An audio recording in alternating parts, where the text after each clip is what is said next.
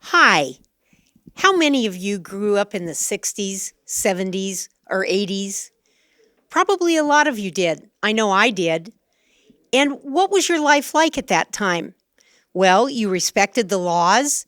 You knew that you couldn't go astray from anybody because if you did, the neighbor lady down the street would set you straight and your mother wouldn't stick up for you at all. You had to follow the rules and regulations.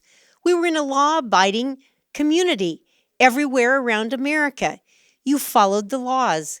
And with those laws came a good respect for the penalties that came with the laws. Also, during that time, people had dreams. Maybe you were the first one in your family that was going to graduate from college. Maybe your dream was to become a doctor. Maybe your dream was to teach children in Appalachia. But whatever it was, dreams were important. And I know that many of you that are watching this blog, your dream was to own rental property. Why? Because it was the investment that you wanted to have for your future, whether it was to send your kids to college or whether it was for your retirement. Okay, it was a very good investment strategy. What are you looking at today? Well, the PRHIP ordinance, Proactive Housing Inspection Program, here in Long Beach, actually puts a lot of those values to risk. What do I mean?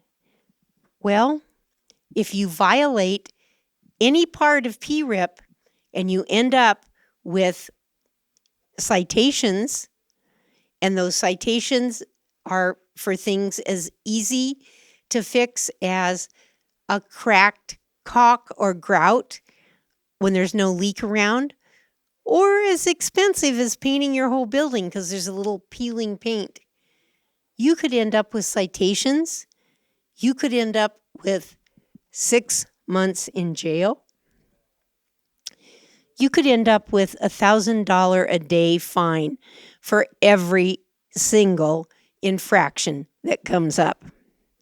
So, ladies and gentlemen, I'm telling you, right now, the PRHIP ordinance has a lot of baggage that could become your baggage. You took the risk. Now you're going to be penalized. So, couple of points I want for you. Number one, if you haven't registered your properties, please do so. The penalties are severe. They were supposed to have been registered between November 1st and December 31st of last year.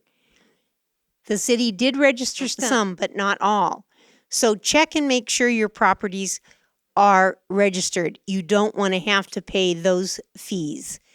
Also, when they come to inspect your property, make sure that your tenants know that under the Fourth Amendment, they have no obligation to let an inspector in.